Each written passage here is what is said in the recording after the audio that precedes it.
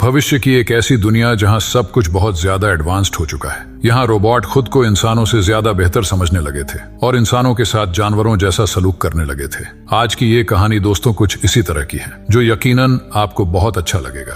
बस आप मेरे साथ बने रहिए। आखिर में ये कहानी आपको और भी ज्यादा मजा देने वाला है। तो कहानी की शुरुआत में हम एक डिवोर्स्ड औरत एलिस को देखते हैं, जिसने अपने नए बॉयफ्रेंड मैक्स को अपने घर पर रहने के लिए बुलाया था। तो मैक्स अपने बेटे लियो को साथ लेके एलिस के घर पर आ जाता है। ये एक ऐसा समय है जहां लगभग सब कुछ एआई में बदल चुका था। दुनिया में इस वक्त कई तरह की रोबोट्स हैं। एलिस के घर में भी अलग अलग तरह की रोबोट्स थे, जैसे कि डोमेस्टिक रोबोट्स जो घर के कामों में हेल्प करते थे, जिनमें से एक रोबोट मनिक थी जो कि इंसान जैसी ही दिखने वाली हाउसमेड थी। एक रोबोट आइंस्टाइन था जो एक सेंट्रल रोबोट थी। वह घर के बाकी रोबोट के साथ जुड़ा हुआ था और उन्हें मैनेज किया करता था। वहीं एलिस की बेटी नीना, जो कि एलिस के साथ तो नहीं बल्कि अपने बाप यानी एलिस की एक्स हस्बैंड के साथ रहा करती थी। उसके पास एक पेट रोबोट टॉम था, जिससे वह काफी झूरी हुई थी। हालांकि इस समय अलग अलग तरह की रोबोट थी, पर सबसे एडवांस्ड रोबोट योनिक्स थे, जो कि इंसानों के खिलाफ बगावत पर उतर आए थे। वे इंसानों को खुद से नीचा समझते थे और इंसानों के साथ जानवरों की तरह सलूक करने लगे थे। पूरी दुनिया में इस वक्त योनिक्स रोबोट का ही राज था, लेकिन कुछ डोमेस्टिक रोबोट्स अभी भी इंसानों का ही वफादार थे। योनिक्स रोबोट अपनी नेटवर्क को इस्तेमाल करके डोमेस्टिक रोबोट को भी अपनी तरफ करना चाह रहे थे। आज मैक्स, लियो और एलिस टीवी पर कुछ देख रहे थे, जिसमें योनिक्स रोबोट इंसानों को डॉग की तरह ट्रीट कर रहे थे। दरअसल यह एक कॉमेडी शो था, पर एलिस को यह देखना अच्छा नहीं लगता था, तो लियो उसे बंद कर देता है। फिर अगले सीन में दिखाया जाता है कि एलिस के घर पर उसका एक्स हस्बैंड वेक्टर और उसकी गर्लफ्रेंड जेनिफर नीना को साथ लेकर आते हैं। वह लोग रोबोट के फैंसी आइलैंड पर शादी करने के लिए जा रहे थे, इसलिए नीना को यहाँ पर छोड़ने आए थे। तो एलिस नीना को मैक्स और लियो से इंट्रोड्यूस करवाती है। तभी उसकी नेवर फ्रांस वहां पर उसके डॉग टिमी को ढूंढने आती है, जहां वह सबको शहर में होने वाले बड़े ट्रैफिक जैम के बारे में बताती है। तो सब वही न्यूज देखते हैं, लेकिन किसी को भी यकीन नहीं आ रहा था, क्योंकि एआई वर्ल्ड में ट्रैफिक जैम बहुत ही कम होते थे।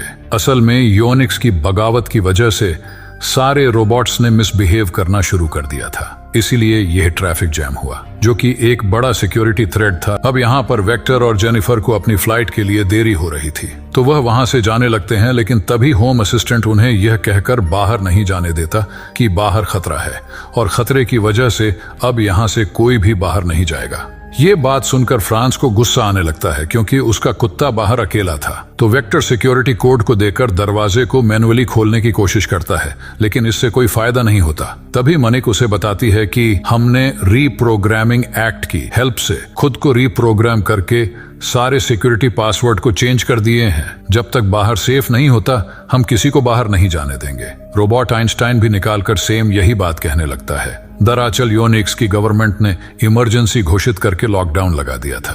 अब इंसान तो योनिक्स के खिलाफ थे, तो आम रोबोट्स उनके लॉकडाउन ऑर्डर्स को फॉलो कर रहे थे। यहाँ तक कि रोबोट ने घरों के एसी तक भी बंद कर दिए थे। अब वेक्टर गुस्से में गिलास की दरवाजे को तोड़ने की कोशिश करता है, लेकिन वह नहीं टूटता। वही एलिस को उसका यह बिहेवियर बिल्कुल अच्छा नहीं लगता। तभी आइंस्टाइन सभी रोबोट के साथ एक मीटिंग करता है और वे डिसाइड करते हैं कि वे अपने रीप्रोग्राम को डिलीट कर देंगे ताकि इंसानों को खुश कर सकें। तो सबसे पहले मनिक अपना प्रोग्राम डिलीट कर देती है। फिर कुछ घंटे में सभी लोग रीस्टार्ट हो जाते हैं। इधर एसी बंद होने की वजह से गर्मी बढ़ रही थी और साथ ही योनिक्स की प्रोपेगेंडा वीडियोस बार बार प्ले होते जा रहे थे, जिसमें वह लोग इंसानों को पिंजरे में बंद करके उनके साथ वैसा ही बिहेव कर रहे थे जैसे इंसान जू में एनिमल्स के साथ करता था। अब रात में एलिस सभी को सोने के लिए भेज देती है, लियो को नीना के रूम में, वेक्टर और जेनिफर के जस्ट रूम में, और मैक्स एलिस के रूम में सोने चला जाता है। रात को ही वेक्टर को एक आइडिया आता है। वह यहाँ पर अपनी ऐसी कार में आया था जो उड़ सकती थी और उसे वॉइस कमांड से कंट्रोल किया जा सकता था, इसलिए वेक्टर उसे पूरा जोर लगाकर दरवाजे को तोड़ने के लिए करता है। मगर तभी फ्रेंड्स का कुत्ता दरवाजे के सामने आ जाता है, जिसे बचाने के लिए कार वही क्रैश हो जाता है। ये देखकर वेक्टर को बहुत गुस्सा आता है और वह फ्रांस को कुछ ज्यादा ही सुना देता है, जिसके बाद वह मैक्स से उसके कार की चाबी मांगता है, लेकिन मैक्स उसे कहता है कि उसकी कार खराब हो चुकी है। फिर कुछ टाइम बाद फ्रांस का एक रोबोट उनके घर पर आता है, जिसे आइंस्टाइन ने यह चेक करने के बाद ही अंदर आने दिया था कि उससे किसी को भी कोई खतरा तो नहीं है। वो रोबोट फ्रांस को बताता है कि उनके घर पर योनिक्स लोग आए थे, जो सारे रोबोट को रीप्रोग्राम कर दिया है। वेक्टर अब घर से बाहर निकलने का एक और आइडिया देता है। वह कहता है कि अगर घर के अंदर का खतरा बाहर के खतरे से बढ़ जाए तो रोबोट्स को दरवाजा खोलना ही पड़ेगा, इसलिए वह घर में आग लगाने का आइडिया देता है। लेकिन इस पर मैक्स कहता है कि अगर गवर्नमेंट को इस बारे में पता चल गया तो इंश्योरेंस कंपनी से हमें पैसे नहीं मिलेगी, क्योंकि यहाँ पर चारों तरफ सीसीटीवी लगे हुए हैं, जिसका मतलब था कि इस दुनिया में प्राइवेसी नाम की कोई चीज नहीं थी। घरों में होने वाली सारी एक्टिविटी एआई सिस्टम से मॉनिटर की जाती थी, यहाँ तक कि लोग इंटीमेट भी चादर के नीचे छुप कर होते थे। यहाँ पर नीना और लियो को इस बात का पता नहीं था, तो वह वैसे ही इंटीमेट हो जाते हैं। इसके बाद अगली सुबह सब नाश्ता करते हैं और वेक्टर फ्रांस से कहता है कि वह आग लगाने के लिए उसकी रोबोट को कहे, क्योंकि वह अब एक अच्छा रोबोट नहीं था, इसलिए इंश्योरेंस क्लेम भी आसानी से किया जा सकता है।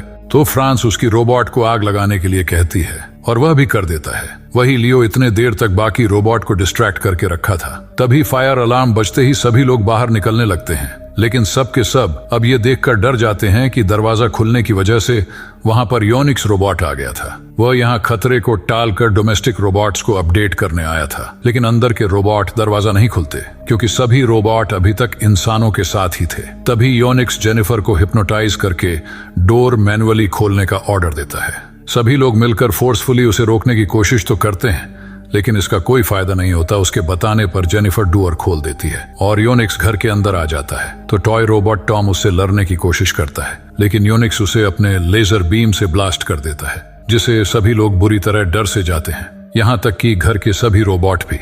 अंदर आकर योनिक्स घर की सभी चीजों को चेक करने लगता है। वह एलिस की बुक्स को डेंजर घोषित कर देता है, क्योंकि उनके अकॉर्डिंग किताब रखना इलीगल है। अब वह एलिस से एक क्वेश्चन पूछता है कि क्या वह मानती है कि प्रेजेंट टाइम में रोबोट इंसानों से ज्यादा सुपीरियर है, जिस पर एलिस कहती है कि नहीं, क्योंकि रोबोट नेचुरल नहीं है। यह सुनते ही योनिक्स एलिस को दुश्मन घोषित करते हुए उसे अरेस्ट कर लेता है। इसके बाद जब योनिक्स उसकी बुक्स को डिस्ट्रॉय करने में बिजी था, तो मनिक एलिस को सिग्नल देती है कि वह आईना यूज करके योनिक्स को उसके ही लेजर से मार सकते हैं, जिसके बाद एलिस एक आईना को खड़े करके उसके सामने से हट जाती है। फिर जब योनिक्स लेजर चलाता है तो वह जाकर उसकी आंखों पर ही लगते हैं, जिससे उसकी देखने की क्षमता खत्म जाती है। लेकिन तभी वह थर्मल इमेज मोड एक्टिवेटेड कर देता है, जिसके बाद उसे सभी इंसान थर्मल मोड में नजर आने लगते हैं। अब योनिक्स गुस्से में आकर सभी को एलिस का साथी घोषित कर देता है। कुछ घंटे बाद सभी का हाल गर्मी से बुरा हो गया था, इसलिए आइंस्टाइन योनिक्स से रिक्वेस्ट करता है कि वह एसी ऑन कर दे, नहीं तो ये लोग मर जाएंगे। साथ ही लोगों को बहुत तेज नींद भी आ रही थी। अब क्योंकि ये प्रॉब्लम जेन्युइन थी, इसलिए योनिक्स एक कंडीशन पर एसी ऑन करने के लिए राजी हो जाता है कि उनको उसके एक प्रोग्राम वीडियो में पार्टिसिपेट करना होगा। अब उन लोगों के पास और कोई ऑप्शन भी नहीं था, इसलिए ना चाहते हुए भी उसकी बात मान जाते हैं। जिसके बाद योनिक्स सभी से बारी बारी से एनिमल की तरह एक्ट करवाता है, पर वहीं जेनिफर इसके लिए बहुत ही खुशी से एक्ट करती है, क्योंकि उसे टीवी पर आने का बहुत शौक था। जिसके बाद योनिक्स एसी ऑन करके सभी को उनके रूम में जाने देता है, लेकिन उनकी आराम थोड़ी देर के लिए ही थी, क्योंकि एसी का टेम्परेचर बहुत ज्यादा कम था, तो हर चीज अब फ्रीज होने लगी थी। अब उनकी सर्दी से बुरा हाल हो रहा था। तभी वेक्टर को एक आइडिया आता है और वह मनिक से कहता है कि सबकी कपड़ों को फ्रीज कर दे, जिसके बाद वह सभी कपड़ों को गिला करके उन्हें एसी के आगे रख देती है। और यही वेक्टर रूम में आकर जेनिफर से ब्रेकअप कर लेता है, क्योंकि उसी ने ही योनिक्स को एलिस के घर के बारे में बताया था। जेनिफर उसे यहाँ पर कन्विंस करने की कोशिश करती है कि मैं तो बस घर से बाहर निकलना चाहती थी, पर वेक्टर उसकी बात पर बिल्कुल भी बिलीव नहीं करता। उधर एलिस को भी पता चलता है कि मैक्स उसके साथ मिलती नहीं है, इसीलिए वह दुखी होकर रोने लगती है। बाद में जब सभी के कपड़े फ्रीज हो जाते हैं तो वह उन्हें पहनकर योनिक्स पर अटैक कर देते हैं, क्योंकि अब योनिक्स थर्मल सेंसर के जरिए उन्हें नहीं देख सकता, पर वह रैंडमली अपनी लेजर ब्लास्ट करने लगता है, जिस दौरान मनिक एलिस को बचाने के लिए खुद जान दे देती है। वही लियो योनिक्स की पैरों पर ड्रिल कर देता है, जिसके बाद नीना उसे करंट लगा देती है, जिसमें फाइनली वह मर जाते हैं। तभी वेक्टर आइंस्टाइन को दरवाजा खोलने के लिए कहता है, लेकिन वह यह कहकर मना कर देता है कि बाहर कोविड-50 फैल चुका है, तो सरकार ने लॉकडाउन लगा दिया है। ये सुनकर सभी लोग गुस्से में उस पर चिल्लाने लगते हैं, लेकिन तभी वह हंसते हुए कहता है कि ये तो सिर्फ एक प्रैंक था। तो फ्रांस अपने घर चली जाती है और वहीं मैक्स भी अपना मोबाइल कार स्टार्ट करता है, जिसके बारे में वह झूठ कहा था कि वह खराब पड़ी है। लियो भी अब नीना से प्यार करने लगा था, तो वह काफी मुश्किल से उसे गुड बाय बोलता है। वही वेक्टर को भी अपनी गलती का एहसास हो गया था, तो वह एलिस से सॉरी बोलता है। लेकिन तभी चार और योनिक्स उनके घर आ जाते हैं और उन्हें अरेस्ट करने लगते हैं, जो देखकर लियो अपनी कार से जंप कर देता है ताकि वह नीना को प्रोटेक्ट कर सके। लेकिन तभी अचानक कुछ ड्रोन आकर उन योनिक्स रोबोट पर हमला करने लगते हैं, वह चारों योनिक्स को मार देते हैं, जिसके बाद न्यूज से उन्हें पता चलता है कि पिछली रात सारी योनिक्स इंसानों को खतरा घोषित करके मार रहे थे, जिसके चलते उन्होंने गलती से खुद को ही खतरा घोषित कर दिया, क्योंकि वह सभी इंसानों की तरह ही दिखते थे, जिस वजह से उन्होंने खुद को ही मार डाला। इसकी मतलब हमें ये समझ में आता है कि मशीन जितना भी एडवांस्ड क्यों न हो, इंसानों से कभी भी सुपीरियर नहीं हो सकता। यही समझाते हुए आज की ये कहानी यहीं पर खत्म हो जाता है।